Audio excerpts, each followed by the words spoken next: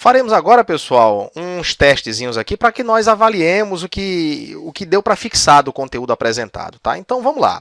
A gente conversou ainda há pouco que o syslog-d ele tem um arquivo que é o syslog.conf, né? É o arquivo responsável em orientar o binário que vai tratar essa questão da gestão de logs. Já adianto a vocês o seguinte, que o Ubuntu ele não usa o syslog, né? Ele usa o rsyslog. Então, se ele usa o rsyslog, nada mais justo do que a gente procurar um arquivo chamado rsyslog.conf, perfeito? Está aqui o arquivo.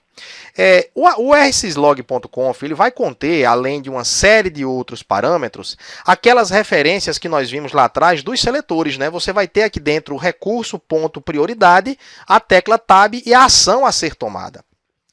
Se você observar direitinho esse arquivo, nós vamos perceber que tudo que aqui está contido, nada tem a ver com aquela notação que nós aprendemos. Olha, apesar do material não estar contido dentro desse arquivo, pessoal, aqui na última linha você tem uma instrução que é muito interessante. A linha diz o seguinte, ó, include config /etc /rsyslog.d /asterisco.conf, ou seja, você está fazendo aqui um include, está sendo chamado outro arquivo.conf ou outros arquivos.conf para serem inseridos no corpo desse documento, né? É um apontamento que está acontecendo, mas é como se o conteúdo desses arquivos.conf que estão contidos no diretório rsyslog.d estivessem aqui no corpo desse documento, tá bom?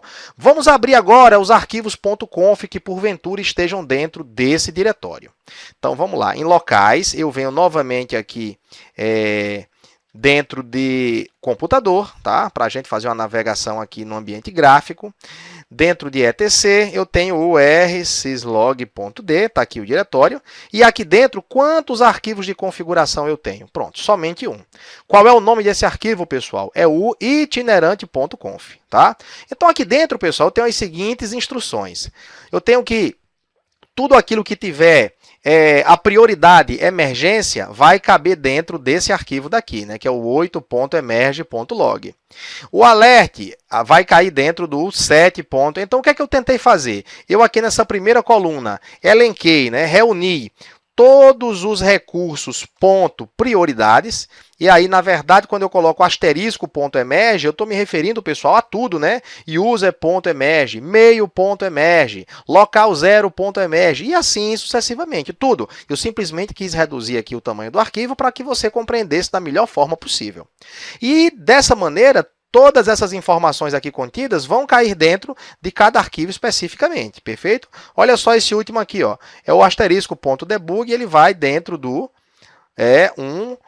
.debug.log. Ah, Gustavo, o nome desse arquivo aqui tem que bater com o nome do seletor preparado aqui, do recurso.prioridade? Não. Eu poderia chamar isso aqui de laranja, isso aqui de mamão, isso aqui de melancia, isso aqui de pera. Podia chamar de qualquer coisa, mas eu coloquei nomes associados para facilitar para você.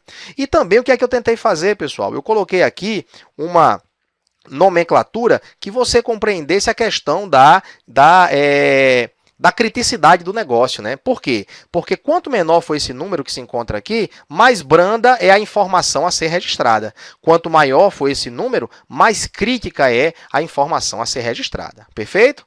Bom, beleza. Tá aqui tudinho. Eu acabei de construir esse material, mas a pergunta que eu vou fazer para vocês é a seguinte: será que já existe esse diretório? Será que dentro de documentos, né? Porque o apontamento ali é root, documentos, e aqui tem um diretório chamado logs. Observem que aqui dentro não tem nada. E você pode me fazer a seguinte pergunta: Gustavo, nós não acabamos de configurar o arquivo, nós não fizemos a referência absoluta, nós não colocamos o path absoluto, ou seja, /root, /documentos, /logs e o nome do arquivo? Por que é que ele não existe aqui? Pessoal, aquele arquivo ele só é lido no momento em que o nosso daemon, né, rsyslog.d, ele entra em execução, ele é startado. Ou então quando ele recebe um comando, né, de rup, né, onde ele vai fazer uma nova leitura do arquivo. Eu não vou startar o comando agora, mas eu vou fazer uma opção diferenciada. Eu vou reiniciar o meu computador para que você tenha a verdadeira noção do sistema startando do zero.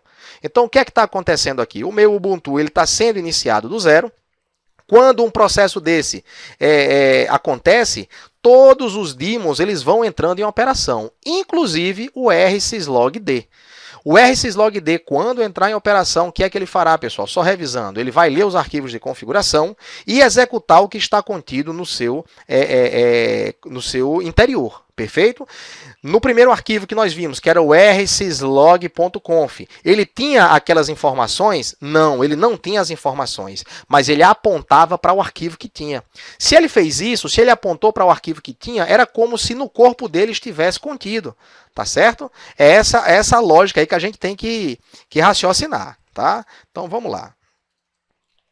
Vamos abrir agora, pessoal, para ver se aqueles arquivos foram realmente criados, tá? Eu estou dentro do diretório do home e do root de documentos e dentro de logs eu começo a perceber a existência daqueles arquivos. A primeira coisa que você deve perceber é uma relação de tamanho dos arquivos, né? Quanto menor for a criticidade recebida para gravação naquele arquivo, maior ele será. Por quê, pessoal? Porque ele vai gravando tudo, né? Isso aqui é uma relação de conjunto. Ou seja, a menor criticidade, ela vai abarcar dentro de si também a maior. Por quê? Porque na hora que eu mando uma gravação acontecer aqui nesse debug.log, cuja prioridade seja de debug, eu estou dizendo em outras palavras o seguinte, ó, debug pelo menos. Qualquer coisa mais forte do que isso, grave aqui dentro também. Tudo aquilo que está contido nesses de nível mais alto, estarão contidos também, né, via de regra, pelo menos na configuração que eu acabei de fazer, nos de nível inferior. Por isso que você tem essa relação de tamanho que aqui se encontra. Vamos fazer um teste para visualizarmos bem isso daí. Eu vou invocar agora, pessoal, o meu terminal, perfeito? E com o terminal aberto, eu vou provocar uma inserção nesses arquivos que aí se encontram. Mas antes disso, eu queria mostrar para vocês o que é que tem dentro deles, tá? Dentro do debug.log, ó, olha as entradas que aqui se encontram. Uma série de informações, tá? Uma série de informações. Só que eu vou gerar uma agora. Eu vou gerar uma informação. Então, vamos lá. Eu vou invocar aqui o logger. Vamos colocar aqui o nível da prioridade aqui. Vai ser user.debug. E a mensagem é teste debug 01. Uma mensagenzinha boba que eu estou bolando agora e vou colocar essa por pura falta de criatividade, tá? Então, beleza, a informação deve ter sido gerada. Na hora que essa informação ela foi inserida nesse material, ela foi configurada de acordo com aqueles arquivos de configuração. Então, vamos ver o que é que vai acontecer no debug.log aqui, que é o arquivo de baixo, tá? Então, tá aqui, ó. A informação ela já foi inserida, né, no dia 15 de novembro, às 19 horas, 9 minutos e 20 segundos. O Ubuntu PC, que é a máquina, quem provocou foi o root, e a mensagem foi essa, teste debug 01. A pergunta que eu vou fazer, pessoal, é o seguinte. Isso daqui, essa informação estará contida dentro do próximo arquivo, ou seja, dentro do info.log? Vamos ver. Dentro do info.log, a esperança que eu tenho é que isso não esteja gravado. Tá? E realmente não está. Por quê, pessoal? Porque, na verdade, o arquivo 2.info.log, ele está preparado para gravar da prioridade info em diante. Tá? Vamos agora fazer uma segunda inserção. Usando essa mesma tela de terminal, eu vou fazer uma mudançazinha somente aqui no final. Em vez de debug, eu vou colocar info. E aí eu vou lançar a seguinte informação, tá? Vou colocar aqui, vou modificar para a gente perceber bem qual será a informação. Vou colocar aqui aprovação, concurso, info. Vou mudar o número aqui para facilitar a nossa vida. 02. Pessoal, onde é que essa informação foi gravada? Gente, voltando lá para a nossa estrutura de arquivos, eu posso afirmar para vocês o seguinte, ela foi gravada tanto nesse arquivo 2.info.log, como também foi gravada nesse 1.debug.log. Por quê? Porque o 1.debug.log ele está recebendo as informações que sejam de debug ou superiores, tá? Como o info também é superior, essa informação veio para cá. Vamos aqui para o 2. .info.log. O arquivo 2.info.log, ele recebeu também essa informação? Recebeu. Por quê? Porque ele recebe de info ou superior. Vamos conferir. Estou abrindo aqui o debug.log, né? E a minha esperança é que a informação também esteja gravada lá embaixo. Está aqui, ó, aprovação em concurso info2. Essa informação estará contida também no próximo arquivo? Com certeza, pessoal, com certeza. Está aqui, ó. Está aqui, a info02, tá? Já tem uma nova informação lá embaixo, mas ela está aqui. Vamos fazer novamente um teste. Vamos trabalhar agora com o notice, tá ok? Então, vamos lá. User.notice. Vamos trocar também aqui o user, né? Porque a gente fica só fechado em cima desse user. Eu vou trocar aqui para meio, para a gente testar se realmente aquele asterisco, ponto asterisco, está funcionando. E eu vou trocar a mensagem aqui para e-mail de aprovação 03. Vamos ver o que é que vai acontecer. Tá? Então, isso aqui, pessoal, vai estar contido em quais arquivos? Em quais arquivos? Eu espero que ele esteja contido no primeiro, no segundo e no terceiro. Por quê? Porque o debug está programado aqui para receber da criticidade, da prioridade, né? Debug ou superior, no caso, info e notice, que é a que eu acabei de registrar. O info, pessoal, ele também deve ter recebido aquela linha. Por quê? Porque ele está programado para receber aqui do info e do notice. E o notice também deve ter recebido porque ele recebe do notice em diante. Então, vamos ver aqui o primeiro arquivo que a gente vai trabalhar, tá? Então vamos ver aqui embaixo. Ó, aqui, ó, e-mail de aprovação 03, tá? Vamos para o próximo, ver se também está aqui no info.log.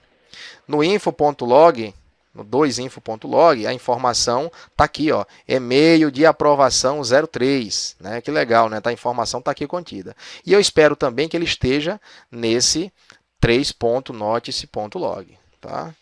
Então, está aqui. E-mail de aprovação 03 e outras informações já foram inseridas aí depois dela. Mas é isso que você tem que perceber, né? Aquilo que está contido, ele vai daquele nível em diante. E nós provamos aqui agora duas coisas com essa execução da linha de comando.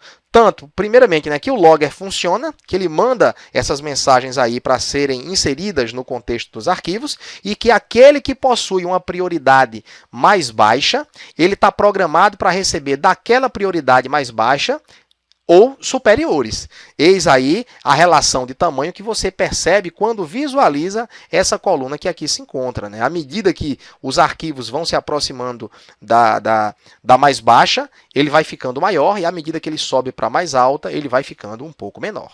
Tá bom? É isso aí que eu queria demonstrar para vocês com essa aula prática. Vamos voltar ali para os nossos slides.